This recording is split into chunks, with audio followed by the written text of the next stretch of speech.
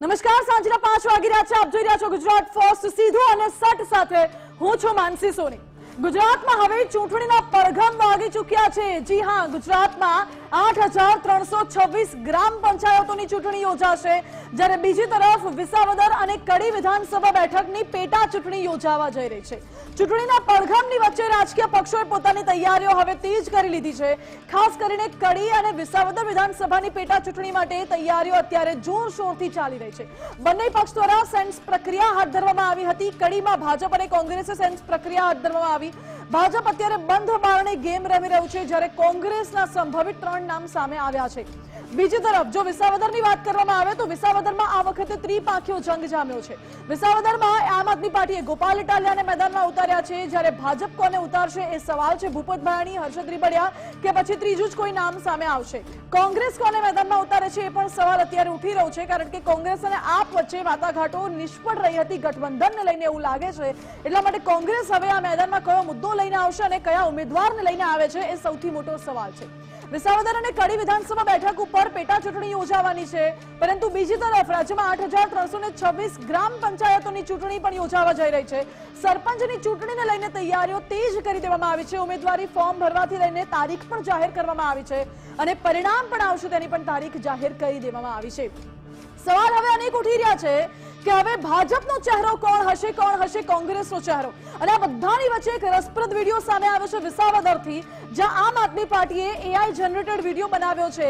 કેશુભાઈ પટેલ ગોપાલ ઇટાલિયાને આશીર્વાદ આપતા હોય તેવો વિડીયો આમ આદમી પાર્ટીએ બનાવ્યો, તો બીજી તરફ ભાજપે એવો વિડીયો બનાવ્યો છે કે કેશુભાઈ પટેલ ગોપાલ ઇટાલિયાને ઠપકો આપતા હોય. હવે ડિજિટલ વોર શરૂ થઈ ચૂકી છે ચૂંટણીમાં, એના દ્રશ્યો પણ આપણે દેખાડવા છે. બંને મુદ્દાને લઈને વિસ્તારથી વાત શરૂ કરવી છે. સૌથી પહેલા આપણે જણાવી દઈએ ગ્રામ પંચાયતની ચૂંટણીનું જે સ્કેડ્યુલ જાહેર કરવામાં આવ્યું છે તેના વિશે. રાજ્યની 8,326 ગ્રામ પંચાયતની ચૂંટણી જાહેર થઈ ચૂકી છે અને 22 જૂને મતદાન થવાનું છે, જ્યારે 25 જૂને આવશે પરિણામ. બીજી જૂનના રોજ ચૂંટણીનું જાહેરનામું પ્રસિદ્ધ થશે અને 9 જૂન સુધી ફોર્મ ભરી શકાશે. 10 જૂને ફોર્મની ચકાસણી થશે. 11 જૂનના રોજ ફોર્મ ખેંચવાનો અંતિમ દિવસ છે. ત્યારબાદ આ ચૂંટણીના પડઘમ હવે શાંત પડી ગયા છે. 4,688 ગ્રામ પંચાયતની સામાન્ય વિભાજન મધ્ય સત્ર ચૂંટણી યોજાશે, જ્યારે 3,638 ગ્રામ પંચાયતની પેટા ચૂંટણીની પણ જાહેરાત કરવામાં આવી છે. 44,850 જેટલા વોર્ડમાં ચૂંટણી યોજાશે અને 16,500 મતદાન મથકો પર ચૂંટણીઓ યોજાશે, જ્યારે 28,300 મતપેટીઓ આ ચૂંટણીમાં ઉપયોગમાં લેવાશે અને 1,30,00,000 જેટલા મતદારો પોતાના મતાધિકારનો ઉપયોગ કરીને ગ્રામ પંચાયતની આ ચૂંટણીમાં મતદાન કરવાના છે.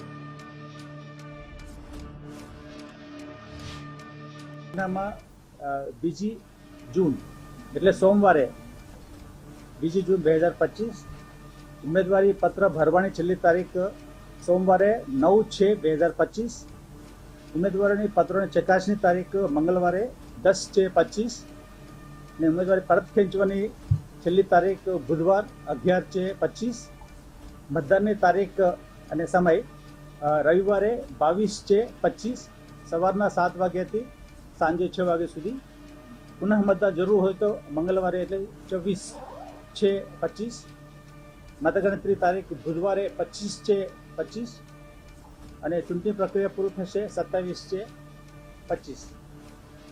અને બાબતમાં આજે 8,300 જેટલા ગ્રામ પંચાયતની ચૂંટણી બાબતમાં અમે બીજી તારીખે મતદાર યાદીની ડ્રાફ્ટ પ્રસિદ્ધિ કરવામાં આવેલ હતી. એની આખરી પ્રસિદ્ધિ ગઈકાલે કરવામાં આવેલ છે. એટલે ગ્રામ પંચાયતની ચૂંટણીની જાહેરાત થઈ ચૂકી છે અને આ સાથે મારી સાથે ન્યૂઝરૂમથી જોડાઈ ગયા છે ઉમંગ રાવલ. ઉમંગ, ગ્રામ પંચાયતની ચૂંટણીની જાહેરાતની સાથે તૈયારીઓ તેજ અને શું વધુ અપડેટ્સ? બિલકુલ, બ્યુગલ વાગી ગયું છે ગ્રામ પંચાયતની ચૂંટણીનું, જેમાં 4,688 ગ્રામ પંચાયતની સામાન્ય વિભાજનની જે ચૂંટણીઓ થવાની છે, સાથે જ મધ્ય સત્ર ચૂંટણી જે છે એટલે એ 3,688 જેટલા ગામડાઓ છે. કુલ મળીને 8,000 કરતાં વધારે જે ગામડાઓ છે તેની ચૂંટણી છે યોજાવા જઈ રહી છે અને બ્યુગલ વાગી ગયું છે. લગભગ 28,000 જેટલી મતદાન પેટીઓ જે છે તેનો ઉપયોગ કરવામાં આવશે અને 1 કરોડ કરતાં પણ વધારે મતદારો છે આમાં સહભાગી થવા જઈ રહ્યા છે.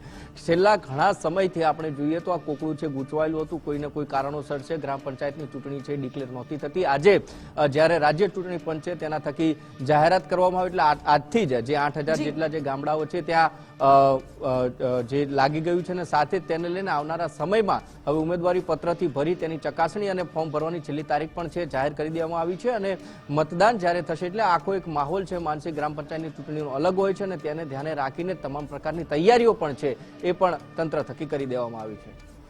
જી ઉમંગ, બિલકુલ આભાર આપનો. એટલે ગ્રામ પંચાયતની ચૂંટણીનું જે એક સ્કેડ્યુલ આખું જાહેર થઈ ચૂક્યું છે અને હવે ગ્રામ પંચાયતમાં જે વિકાસના કામો અટકી પડ્યા હતા અત્યાર સુધી જે વહીવટદારનું શાસન હતું એ વહીવટદારનું શાસન હવે પૂર્ણ થશે અને જે ગ્રામ પંચાયતોની ચૂંટણી અટકી પડી હતી ઓબીસી અનામતનો મુદ્દો હતો તેના કારણે હવે ત્યાં ચૂંટણી યોજાવા જઈ રહી છે અને ત્યાં સરપંચ ઉપસરપંચની નિયુક્તિ થશે. ત્યારબાદ જે અટકેલા કામો છે એ પૂર્ણ થશે, સરકારની ગ્રાન્ટ મળશે અને રસ્તા, ગટર, પાણી, આરોગ્ય, શિક્ષણ સહિતના જે વિકાસના મુદ્દાઓ છે ગ્રામ્ય વિસ્તારમાં એ તમામ મુદ્દાઓ પર પણ ધ્યાન કેન્દ્રિત કરવામાં આવશે.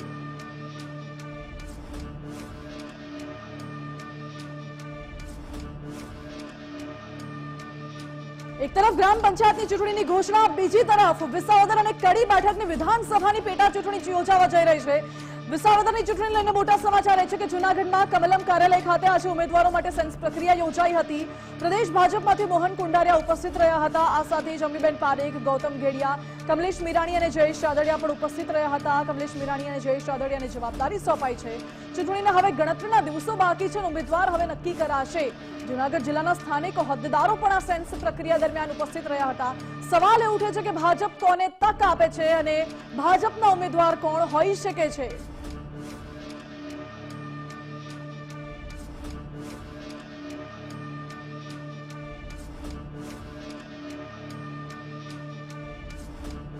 અને જ્યારે જૂનાગઢની વિસાવદર બેઠકની પેટા ચૂંટણીની જ વાત થઈ રહી હોય ત્યારે આમ આદમી પાર્ટીએ ગોપાલ ઇટાલિયાને મેદાનમાં ઉતારી દીધા છે. ભાજપ કોંગ્રેસે પોતાના ઉમેદવારો હજુ જાહેર નથી કર્યા અને તેમાં ડિજિટલ વોર આ વખતે શરૂ થઈ છે. એઆઈ વિડીયો બનાવ્યો છે. એઆઈ વિડીયોના માધ્યમથી ચૂંટણી જંગ જામ્યો છે. આમ આદમી પાર્ટીએ એઆઈ જનરેટેડ વિડીયો બનાવ્યો હતો જેમાં ભાજપના કેશુભાઈ પટેલ ગોપાલ ઇટાલિયાને ઠપકો આપતા હોય તેવો વિડીયો ભાજપે દેખાડ્યો, પરંતુ આમ આદમી પાર્ટીએ એક એવો વિડીયો દેખાડ્યો કે જેમાં કેશુભાઈ પટેલ ગોપાલ ઇટાલિયાને આશીર્વાદ આપતા હોય. એ બંને વિડીયો આપને દેખાડવા છે. અગાઉ આમ આદમી પાર્ટી દ્વારા ગોપાલ ઇટાલિયાનો પણ એઆઈ વિડીયો બનાવવામાં આવ્યો હતો.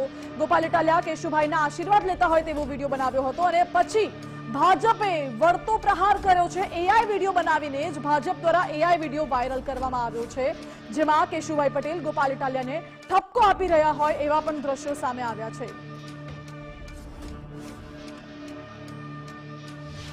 દીકરા ગોપાલ, મેં પૂરી જિંદગી વિસાવદરના ખેડૂતો અને ખેત મજૂરો માટે સંઘર્ષ કર્યો છે.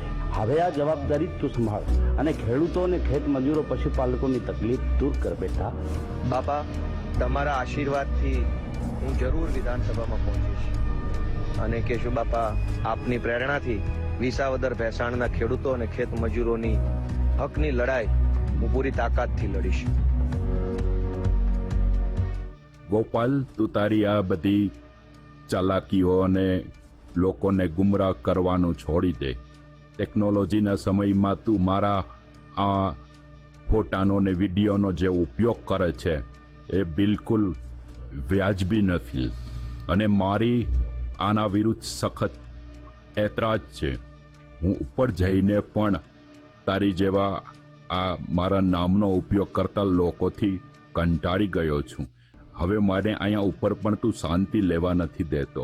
હું ભાજપનો સ્થાપક છું. સંઘની સ્થાપના મેં કરેલી છે અને આગળ પણ હું જ આ ભાજપને લઈ ગયો હતો, પરંતુ આજે આટલા વર્ષો પછી તારી જેવા ભાજપની વિરુદ્ધમાં મારો ઉપયોગ કરે એ બિલકુલ વ્યાજબી ના કહેવાય. ગોપાલ, તું રહેવા દે મારા વાલા.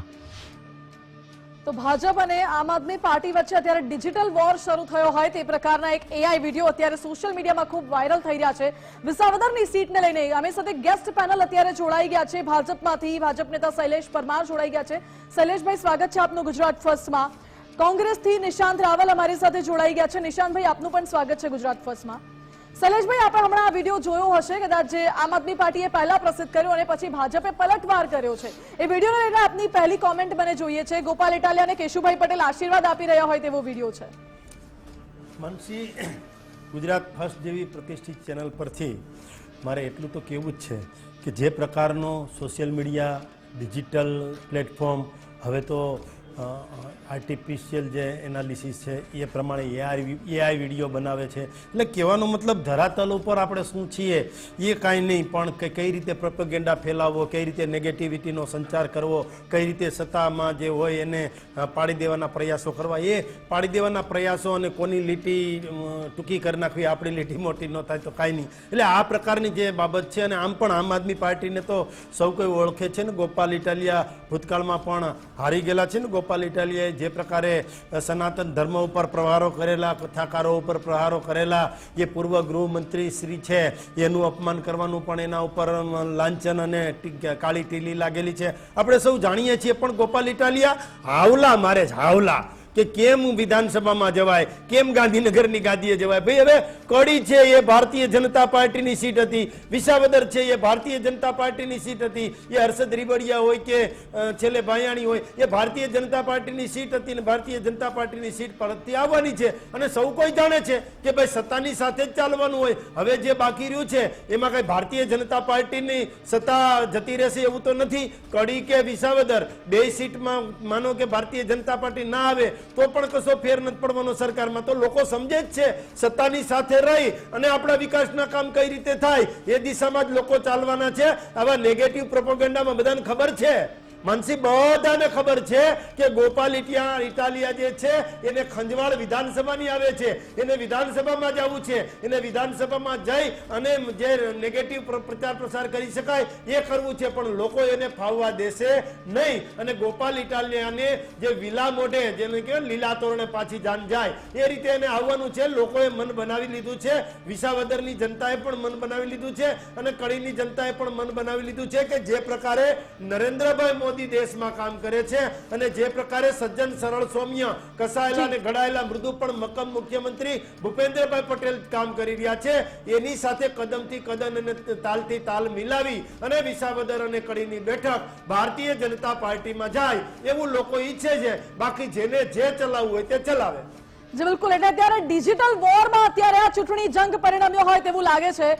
કોંગ્રેસ નેતા નિશાંત રાવલ છે. નિશાંતભાઈ, ગુજરાતમાં ક્યારેય ત્રીજો પક્ષ ફાવ્યો નથી એ સતત કોંગ્રેસ કહેતી આવી છે, પરંતુ વિસાવદરમાં જે જંગ જામ્યો છે એમાં કાંટાની ટક્કર ભાજપ અને આપ વચ્ચે જોવા મળી રહી છે. કોંગ્રેસ કેમ અત્યારે એક્ટિવ નથી, ઓછી ડલ લાગે છે?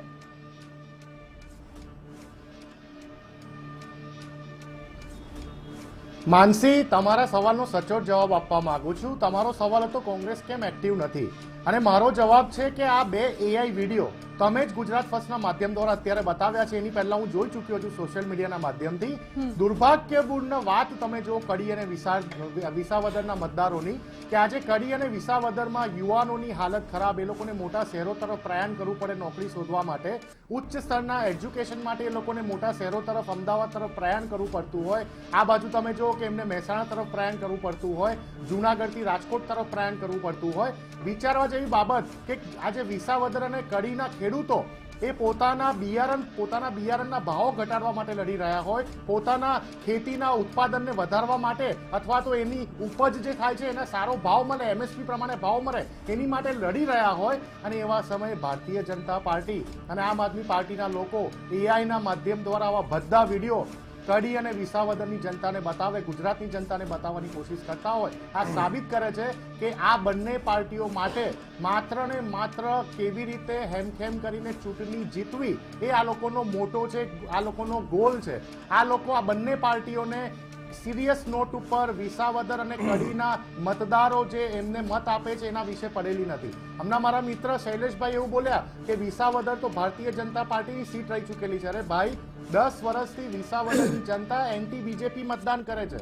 હર્ષદભાઈ રીબાડિયા ભારતીય રાષ્ટ્રીય કોંગ્રેસ તરફથી 2014માં જ્યારે તમારા પાપના કારણે તે બાય ઇલેક્શન આવ્યું હતું ત્યારે પણ હર્ષદભાઈ રીબાડિયા 51% વધુ મતોથી જીત્યા હતા. અને પછી 2017માં જ્યારે જનરલ ઇલેક્શન આવ્યું વિધાનસભાનું ત્યારે પણ ભારતીય રાષ્ટ્રીય કોંગ્રેસમાંથી હર્ષદભાઈ રીબાડિયા ધારાસભ્ય બનીને આવ્યા. તમે એમને તમારી પાર્ટીમાં લાલચ અને લોભ આપીને લઈ ગયા, પરંતુ છેલ્લા 10 વર્ષ એના પછી આમ આદમી પાર્ટીનો ત્યાં વિજય થયો. છેલ્લા 10 વર્ષથી માનસી વિસાવદરમાં તો ભારતીય જનતા પાર્ટીનું કોઈ પણ જગ્યા ઉપર પરચો છે જ નહીં. અને ફરી એક વખત જે કોંગ્રેસનો વોટ શેર હતો 51 થી 55%, અમારે એ વિશે મહેનત કરવાની છે. હું વાતને બિલકુલ સ્વીકારું છું માનસી કે 2022માં એક નવી નવેલી પાર્ટી વિસાવદરમાં આવીને જીતી જાય છે, કારણ લોકોને જુઠ્ઠું બોલીને, લોકોને ખોટા વચનો આપીને જે ફરજીવાલ એમના જે મુખ્ય નેતા દિલ્હીના જે કહેવાય એ દિલ્હીમાં જેવી રીતે કારમી હાર થઈ. હવે આમ આદમી પાર્ટીનું વિસાવદરની આખા ગુજરાતમાં કોઈ સંગઠન નથી, લોકોને વિશ્વાસ નથી. આમ આદમી પાર્ટીનો ઉમેદવાર કોર્પોરેશનની ચૂંટણી જીતી શકે એવો પણ કેપેબલ રહ્યો નથી. આમ આદમી પાર્ટીનું હવે કોઈ અસ્તિત્વ નથી. અમારી ડાયરેક્ટ ફાઇટ ભારતીય જનતા પાર્ટીની સામે થવા જઈ રહી છે. પણ સાથે સાથે તમે જુઓ કે હું આના પછીના સ્લોટમાં મને 2 મિનિટ આપજો. હું કહેવા માંગીશ કે વિસાવદરના કયા કયા મુદ્દાઓ છે મુખ્ય જેના ઉપર અમે ચૂંટણી લડીશું, કડીના કયા કયા મુદ્દાઓ છે જેના ઉપર અમે ચૂંટણી લડીશું. 2002માં પણ કડી અમે જીતેલા, 2012માં પણ અમે કડી જીતેલા. એટલે એવું નથી કે કડી અને વિસાવદર એ ભારતીય જનતા પાર્ટીની પારંપરિક સીટો છે. ત્યાં ભારતીય રાષ્ટ્રીય ઓકે નિશાંતભાઈ, એ પોઈન્ટ પર આપની પાસે આવું છે કે કોંગ્રેસ કયા મુદ્દાઓને લઈને મેદાનમાં ઉતરવાની છે. તમારી વાતનો જવાબ આપણે લઈ લઈએ શૈલેષભાઈ પાસેથી. શૈલેષભાઈ, નિશાંતભાઈનું એવું કહેવું છે કે છેલ્લા 10 વર્ષથી વિસાવદર બેઠક ઉપર ભાજપ આવી નથી. હર્ષદ રીબડિયા કોંગ્રેસમાંથી જીતીને આવ્યા હતા અને 2022માં જ્યારે હર્ષદ રીબડિયા ભાજપમાંથી લડ્યા ત્યારે હાર્યા અને આમ આદમી પાર્ટી જીતી ગઈ. હા, આપણે માનીએ છીએ, પરંતુ વિસાવદરની સીટ છે એ ભારતીય જનતા પાર્ટીની એટલા માટે છે કે કેશુભાઈ પટેલ ત્યાંથી ચૂંટણી લડ્યા હતા અને એ પણ જીતી અને મુખ્યમંત્રી બન્યા હતા અને મુખ્યમંત્રીનો ચહેરો એ ત્યાંથી આપણને મળ્યો હતો એટલા માટે. અને બીજું કે જે પ્રકારનું માનો કે એના પહેલાં હર્ષદભાઈ રીબડિયા હતા એ પણ ભારતીય જનતા પાર્ટીની સાથે આવી ગયેલા હતા. એ પછી ભૂપતભાઈ માયાણી છે એ પણ ભારતીય જનતા પાર્ટીની સાથે આવી ગયેલા હતા. એટલે લોકો સમજે છે કે ભારતીય જનતા પાર્ટી જે છે એની સાથે જ લોકો જાય છે, તો પછી શા માટે ભારતીય જનતા પાર્ટીના જ ઉમેદવારને મત ના કરવું છે કે હવે ભાજપના સંભવિત ઉમેદવાર કોણ હશે? હર્ષદ રીબડિયા કોંગ્રેસમાંથી ભાજપમાં આવ્યા, 2022માં હારી ગયા. ભૂપતભાઈ આમ આદમી પાર્ટીમાંથી ધારાસભ્ય હતા, એ રાજીનામું આપીને ભાજપમાં આવી ગયા છે. તો હવે આ વખતે ભૂપતભાઈ હશે, હર્ષદ રીબડિયા હશે કે પછી અન્ય કોઈ? માનસી, Bharatiya Janata party micro management અને કેડર બેઝ પાર્ટી છે. સતત ચિંતન, મનન અને બેઠક અને પ્રવાસ કરતી પાર્ટી છે.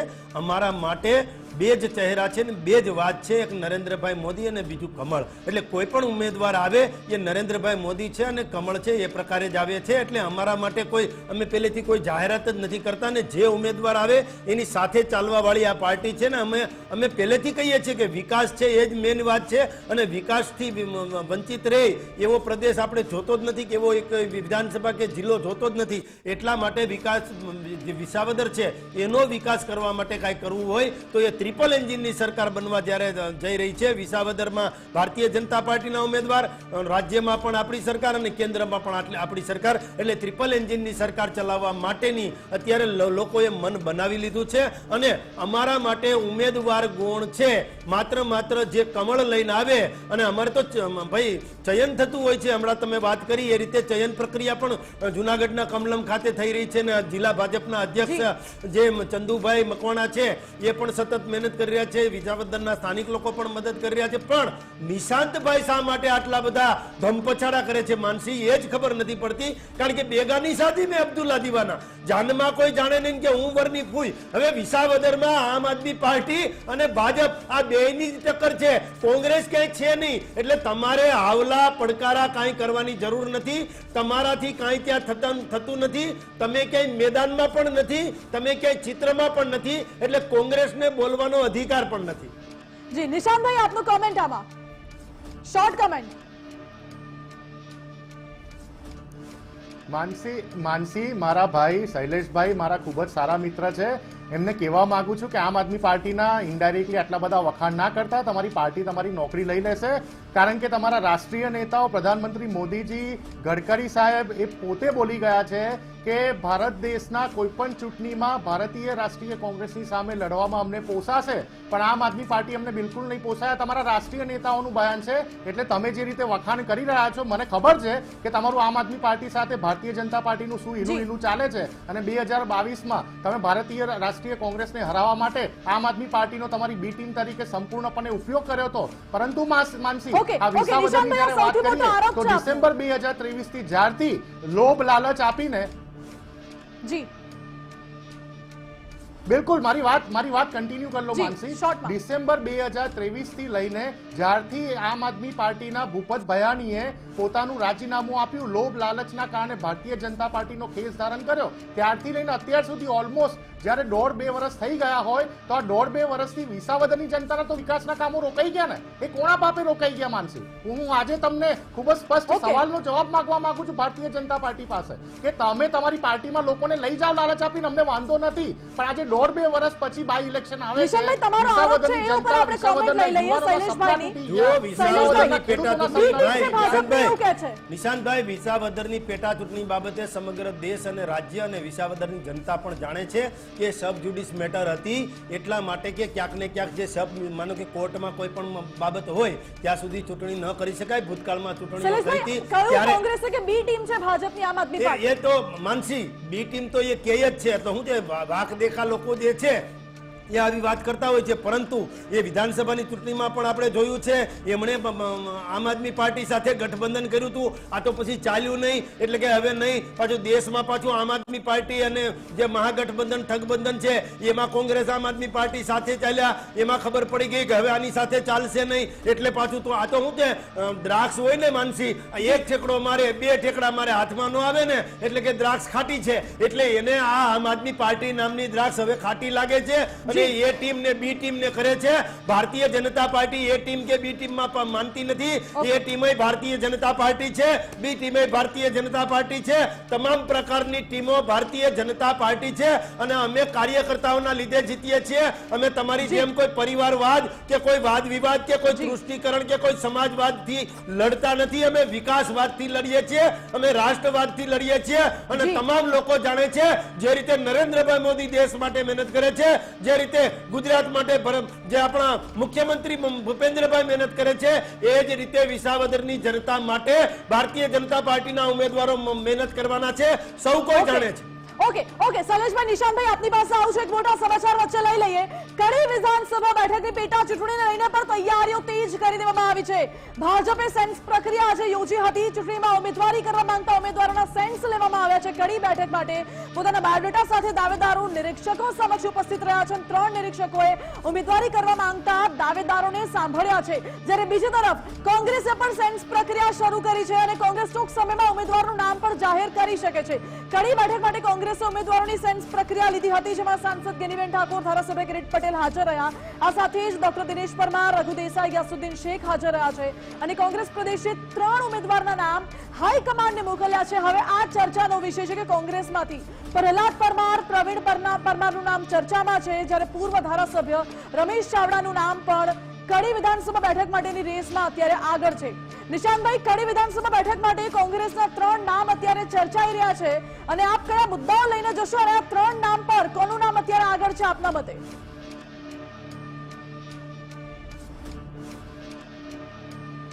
નહીં માનસી, હું ભારતીય રાષ્ટ્રીય કોંગ્રેસનો પ્રવક્તા છું. જ્યાં સુધી મારી પાર્ટી નામ જાહેર ના કરે ઓફિશિયલી પ્લેટફોર્મ ઉપર, ત્યાં સુધી હું મીડિયાના માધ્યમ દ્વારા કોઈ પણ નામ મારી પસંદગીનું બોલી નથી શકતો. પરંતુ એ વાત નિશ્ચિત છે કે કોંગ્રેસના જે અમારી 4 પ્રભારીઓની પેનલ બની છે, ખૂબ જ મજબૂત પેનલ બની છે, જેમાં અમારા સાંસદ ગેનીબેન ઠાકોર પોતે છે, અને અમારા ધારાસભ્ય કિરીટભાઈ પટેલ પણ એની અંદર છે, અમારા પૂર્વ ધારાસભ્ય પણ એની અંદર છે. એટલે આ મજબૂત જે અમારા 4 પ્રભારીઓની બિલકુલ અમારા જે મજબૂત જે આ 4 પ્રભારીઓ છે એમને નામો ઓલરેડી એઆઈસીસી ને આપી દીધા છે. દિલ્હી સુધી નામો જતા રહે છે, ત્યાંથી નક્કી થશે, એટલે ગુજરાત પ્રદેશ કોંગ્રેસ સમિતિ એ નામો જાહેર કરશે. કડીની વાત કરીએ તો કડીના મુખ્ય મુદ્દા છે સમજવા જેવા છે કે કડીમાં 100થી વધારે કપાસની મિલો ત્યાં આવેલી છે, કડીમાં સિરામિક ઉદ્યોગો આવેલા છે, પરંતુ તમે ત્યાં જઈને તમે પોતે જ્યારે રિપોર્ટિંગ કરશો માનસી તો તમને ધ્યાનમાં આવશે, આની પહેલા પૂર્વમાં થયેલું છે ગુજરાત ફર્સ્ટ દ્વારા રિપોર્ટિંગ, કે ત્યાં સૌથી મોટો પ્રોબ્લેમ છે વેજીસનો. જે લોકો આ મિલોમાં કામ કરે છે ખૂબ જ ઓછા પગારમાં કામ કરે છે અને છેલ્લે સરવાળે થાકીને એ લોકોને પ્રયાણ થવું પડે છે અમદાવાદ તરફ. સાથે સાથે પણ તમે જુઓ કે ઉચ્ચ શિક્ષણના સ્ત્રોત ત્યાં નથી. ક્યાંક તો પ્રાથમિક શાળા છે તો એના બિલ્ડિંગની હાલત ખસ્તા છે, અથવા તો પ્રાથમિક શાળાનું બિલ્ડિંગ છે તો ત્યાં શિક્ષકોની ઘટ છે. એટલે માધ્યમિક શાળાઓનો અભાવ પણ સૌથી મોટો એક ચેલેન્જિંગ એપિસોડ છે કડીમાં. સાથે સાથે તમે જુઓ કે ત્યાં રખડતા શ્વાનના ઘણા એવા વિડીયો આ કડીની આસપાસના ગામડાઓમાં રખડતા શ્વાનનો જે આતંક મચી ગયો છે એના વિડીયો ગુજરાત ફર્સ્ટના માધ્યમ દ્વારા જોવા મળ્યા છે. ખેડૂતોની વાત કરીએ તો ખેડૂતોના માટે પાણીની સમસ્યા, સિંચાઈના પાણીની સમસ્યા વર્ષોથી ત્યાં બૂમો પડે છે. કડીના 15 થી 17 ગામો આસપાસના વિસ્તારના એવા છે કે જ્યાં હજી સુધી નળ સે જલ યોજનાનું પાણી પણ નથી પહોંચ્યું. ઓકે, આનો આપણે જવાબ લઈ લઈએ, તમારા આ પોઈન્ટ્સ નો જવાબ લઈ લઈએ. શૈલેષભાઈ, કોંગ્રેસ નેતા એવું કહે છે કે કડી વિધાનસભામાં અત્યાર સુધી વિકાસના કાર્યો નથી થયા, શિક્ષણ હોય, ખેડૂતો હોય, પાણીની સમસ્યા સતત યથાવત રહે છે. જુઓ, એમને તો વાતો કરવી છે ને વાતોના વડા કરવા છે, એટલે એમાં કાંઈ વાંધો નહીં, એમને મુબારક છે અને એણે વિપક્ષનું કામ કરવાનું છે. કડીમાં સતત 6 વખત ભારતીય જનતા પાર્ટી જીત મેળવી છે અને છેલ્લે જેમનું દુઃખદ અવસાન થયું એવા અમારા મિત્ર ભારતીય જનતા પાર્ટીના ધારાસભ્ય કરશનભાઈ સોલંકી એ 96,651 મત લાવ્યા હતા અને 7,746 મતની લીડથી જીતા હતા અને સતત ને સતત જીત્યા છે. અને કડી વિધાનસભાની જે સીટ છે ત્યાં ભારતીય જનતા પાર્ટીનો દબદબો રહ્યો છે. હવે વાત રહી વિકાસની, તો વિકાસની વાતમાં એ કડી છે એ ગાંધીનગરથી નજીકનું વિધાનસભા છે અને એ વિધાનસભામાં જે પ્રકારનો વિકાસ થયો છે એટલે કદાચ એ બહુચરાજીની વાત હોય, એ ગામડાઓનો બનેલો વિધાનસભા છે તો ત્યાં સ્વભંડોળની પણ ગ્રાન્ટ એટલી છે, નાણાપંચની ગ્રાન્ટો પણ ફાળવેલી છે, જિલ્લા આયોજન, ધારાસભ્ય, સંસદ સભ્ય અને ભારતીય જનતા પાર્ટીના ધારાસભ્ય હોય એટલે એ સરકાર પાસે જેટલું માગે એટલું સરકાર આપતી જ હોય છે. અને વાત રહી ખેડૂતોની, તો ખેડૂતો માટે પણ જે કર્યું છે એ આપણે સૌ કોઈ જાણીએ છીએ કે 5 ટ્રિલિયન ઇકોનોમી દેશની જ્યારે થઈ રહી હોય એમાં 1 ટ્રિલિયન ઇકોનોમી તો ખેડૂતોની જ છે. અને કડીના ખેડૂતો છે એ પોતાની જણસ જે છે એ એક્સપોર્ટ કરતા થયા છે. એનું કારણ કોઈ હોય તો એ નરેન્દ્રભાઈ મોદીએ ચાલુ કરેલો જે કિસાન રથ છે, જે કૃષિ રથ છે, એ કૃષિ રથના માધ્યમથી કેટલી દવા છાંટવી, કેટલું કયો પાક લેવો, કયો પાક ન લેવો, અને પાકમાં MSP આપવાની વાત હોય કે પાકમાં ખાતરમાં સબસિડી આપવાની વાત હોય કે કિસાન સન્માન નિધિના માધ્યમથી 2.5 લાખ રૂપિયા, 2 લાખ કરોડ જેટલી રકમ આપવાની વાત હોય કે ખેડૂતોને જે ઓજારો છે એમાં પણ સહાય આપવાની વાત હોય કે ખેડૂતોને કમોસમી વરસાદ આવે એમાં પણ સહાય આપવાની વાત. આ તો ખેડૂતોની અમને વાત કરી એટલે બાકી તમામ લોકો ભારતીય જનતા પાર્ટીની સાથે છે. એક લાસ્ટ ક્વેશ્ચન મારે નિશાંતભાઈને પૂછવું છે, સમયનો અભાવ છે. નિશાંતભાઈ, એક આઉટ ઓફ ક્યુરિયોસિટી સવાલ છે કે કોંગ્રેસ અત્યારે કડીમાં જોવા જઈએ તો કડી, વિસાવદર જોવા જઈએ તો વિસાવદર થોડીક ઇનએક્ટિવ લાગી રહી છે. વિસાવદરમાં તો ત્રિપાંખીયો જંગ ઓલરેડી છે. આપ આક્ષેપ ભલે કરી રહ્યા હો, કેન્દ્ર સ્તરે તો આપ અને કોંગ્રેસનું ગઠબંધન પણ છે. શું કોઈને ફાયદો કરાવવા માટે આ ઇનએક્ટિવનેસ જાણી જોઈને દાખવવામાં આવી રહી છે કે કેમ?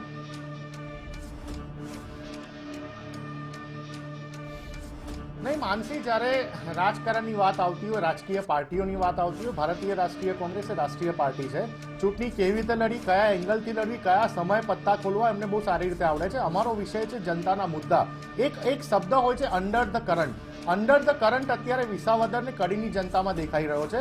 તમારા જ્યાં જ્યાં પણ કેમેરા ગયા છે, જ્યાં જ્યાં પણ તમારા રિપોર્ટર્સે ત્યાંના લેખો બતાવ્યા છે, એમાં તમામ જગ્યા ઉપર કડીના જે રૂરલ એરિયાની પર્ટિક્યુલરલી વાત કરું છું કે વિસાવદર હોય, કડી અને વિસાવદર એવા વિસ્તાર છે કે જેમાં થોડેક અંશે એ લોકો સિટીથી કનેક્ટેડ હોય છે, પરંતુ 80% થી વધારે જે એરિયા છે એ ગામડાઓનો એરિયા છે. અને એની સમસ્યાઓમાં જે લોકો ત્યાં દુઃખી થઈને બેઠા છે, રાહ જોઈને બેઠા હતા કે ક્યારે અમને ફરી વખત વોટ કરવાનો ચાન્સ મળે અને અમે ત્યાં સત્તા પરિવર્તન લાવીએ. મેં તમને જે મુદ્દા કીધા કડીના, મને ખબર હતી તમે વચ્ચે બોલવાના છો. મને લાગ્યું કે આટલું બધું પેશન્સ શૈલેષભાઈનું રહ્યું કેવી રીતે? પહેલી વખત એવું બન્યું કે અડધો કલાકથી શૈલેષભાઈ વચ્ચે નથી બોલ્યા. મને લાગ્યું કે શૈલેષભાઈ વચ્ચે કેમ નથી બોલ્યા, અડધો કલાકથી રાહ જોઈ રહ્યા છે એટલે છેલ્લે એમને વચ્ચે બોલવાનો મોકો મળી ગયો. એનીવે માનસી, કોંગ્રેસ એની રીતે તૈયારી કરી રહી છે. અંડર કરંટ છે, લોકોની અંદર ગુસ્સો છે, ગામડાઓમાં ખેડૂતોનો સૌથી મોટી સમસ્યાઓ વિકરાળ બની ગઈ છે. એ વિષયો સાથે અમે ચૂંટણી લડીશું અને અમારો આ બંને વિધાનસભામાં ભૂતકાળમાં પણ જીતેલા છે અને ભૂતકાળને દોહરાવવાની તાકાત કોંગ્રેસ પાર્ટી જાણે છે. ઓકે નિશાંતભાઈ, શૈલેષભાઈ, આપ બંનેનો ખૂબ ખૂબ આભાર. સમયનો અત્યારે અભાવ છે મારી પાસે, એટલા માટે મુદ્દાઓને લઈને કોંગ્રેસ અને ભાજપ લોકોની વચ્ચે જોશે. જો કે કડી છેલ્લી 2 ટર્મથી ભાજપ પાસે રહી છે, વિસાવદર છેલ્લી 2 ટર્મથી ભાજપના ફાળે આવી નથી. જંગ રસપ્રદ જામવાનો છે. પળે પળની અપડેટ્સ આપના સુધી પહોંચાડતા રહીશું. હાલ સીધું સકમાં અત્યારે બસ આટલું જ. વધુ સમાચાર માટે આપ જોતા રહો ગુજરાત ફર્સ્ટ.